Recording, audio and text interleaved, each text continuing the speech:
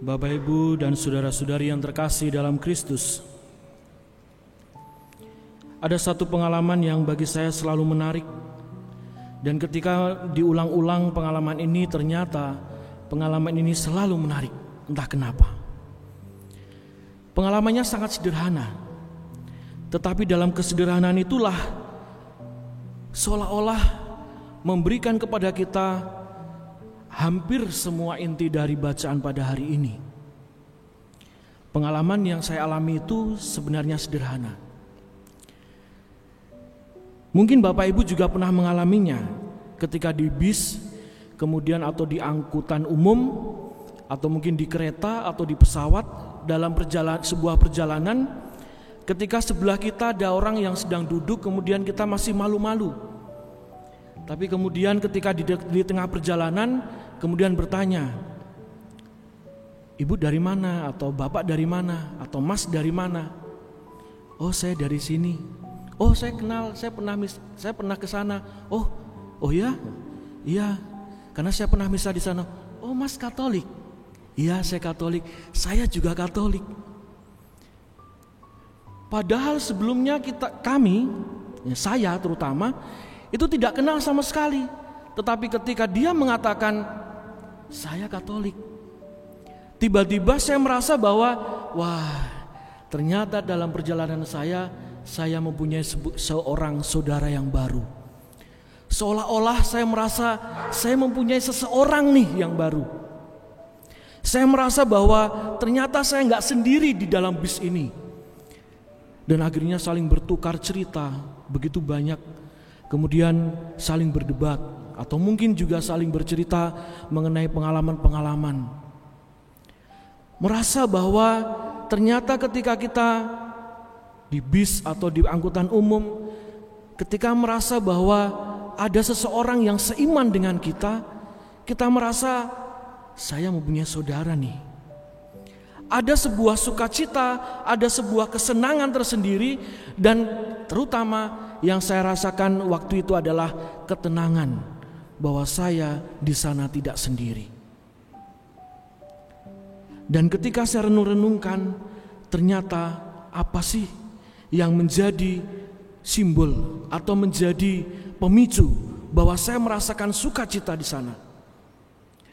Ternyata itu sudah kita dapatkan, yaitu adalah ketika kita dibaptis. Dan ketika kita sudah bisa mengatakan sebuah kata, atau kita mengatakan atau kita berbuat sesuatu ketika masih kecil, salah satu yang kita lakukan pertama, mungkin ibu atau bapak kita akan mengatakan, "Coba kalau tanda salib gimana?" Saya merasa bahwa ternyata dalam kehidupan kita, tanda salib itu seolah-olah menjadi tanda bahwa kita adalah Katolik. Dan itu benar. Ternyata yang menyatukan saya dengan pengalaman seseorang yang sama-sama padahal baru pertama kali bertemu di situ adalah tanda itu. Walaupun saat itu mungkin saya tidak mengatakan dalam nama Bapa, Putra, dan Roh Kudus, atau saat itu di dalam bis itu saya tidak membuat sebuah tanda salib. Tetapi ketika saya mengatakan saya Katolik, ada sebuah tanda yang seolah-olah menyertai saat itu. Dan itulah sebenarnya yang menjadikan kita harusnya belajar bahwa ternyata kita sudah menjadi tanda bagi orang lain. Ternyata kita sudah dipanggil sejak kita dibaptis untuk menjadi tanda bagi orang lain. Masing-masing kita ketika ditanya dan ketika kita menyadari bahwa kita adalah tanda bagi orang lain, maka pertanyaan berikutnya adalah, apakah tanda yang akan kita kenakan? Apakah tanda yang akan kita pakai dalam kehidupan beriman kita? Itu adalah pilihan kita. Jangan-jangan kita selama ini memilih menjadi tanda bukan keselamatan. Mungkin kita malah justru memilih tanda bahaya, itu juga tanda. Mungkin orang melihat saya ini pertama kali, beberapa orang yang melihat saya pertama kali, saya itu angker, benar. Banyak orang yang mengatakan saya itu gak bersahabat, wajah saya itu wajah-wajah orang ngajak berantem. Tetapi ketika kita memilih untuk menjadi tanda sukacita bagi orang lain, maka orang lain yang mengenal kita akan mengatakan, entah kenapa saya ketika melihat orang itu rasanya pengen ketawa terus. Saya pengen selalu bercerita. Jangan-jangan itu kita sudah memberikan diri bahwa tubuh kita, hidup kita, beriman kita sudah menjadi tanda sukacita itu. Injil hari ini, bacaan pertama pada hari ini juga ternyata mengatakan hal yang sama. Tuhan hadir dalam tanda-tanda, dan tanda-tanda itulah yang menyertai. Tanda-tanda itulah yang membuat relasi antara Allah dengan manusia, manusia dengan manusia itu menjadi lebih baik. Dan kita pun melalui dan dalam Injil hari ini, Yesus juga mengingatkan kita bagaimana kita seharusnya memperbaharui diri kita kalau kita menyadari bahwa kita juga tanda.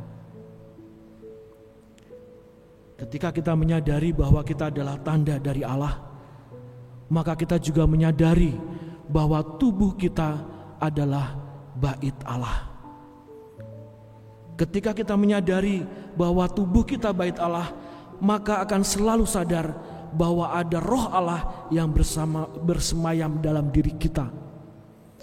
Dan ketika kita tahu bahwa tubuh kita adalah bait Allah, tubuh kita bersemayamnya roh Allah, maka seperti yang dilakukan Tuhan Yesus, kita juga harus membersihkan dari teras-teras hati kita segala kedengkian, keegoisan kita.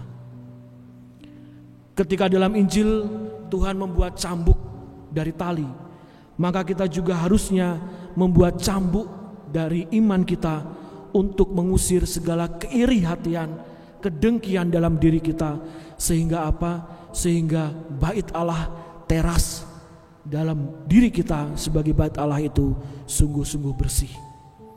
Sehingga akhirnya ketika orang akan menanyakan kepada kita, mana tanda bahwa kamu Katolik? Dan ketika orang belum sempat menanyakan, maka kita akan mengatakan, nih saya lihat bahwa saya adalah tanda bahwa Allah itu ada.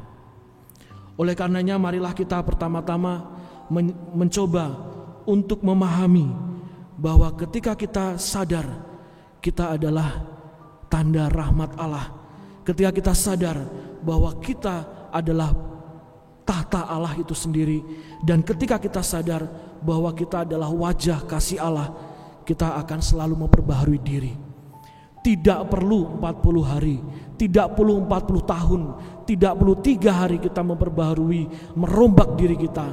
Tetapi yang kita butuhkan adalah setiap hari kita selalu merubah diri, membersihkan hati dan diri kita, sehingga kita akhirnya dipandang layak menjadi bait Allah itu sendiri. Maka marilah kita mencoba untuk memperkuat identitas diri kita.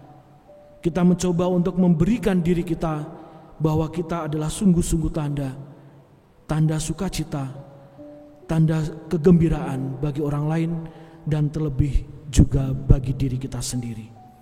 Akhirnya Tuhan memberkati kita.